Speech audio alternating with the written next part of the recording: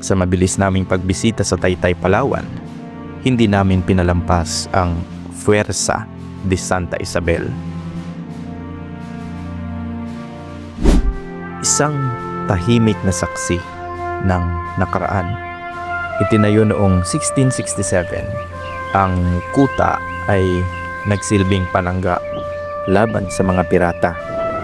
Matibay itong pinrotektahan ang bayan at naging saksi sa pagbabago ng Taytay mula sa dating kabisera ng Palawan hanggang sa kasalukuyang sentro ng kultura at turismo.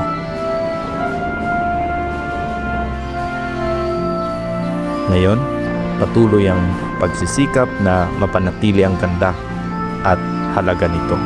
Sa bawat pader at bato ng kuta, may kwentong lalim ng tapang, pananampalataya at pagmamahal sa bayan.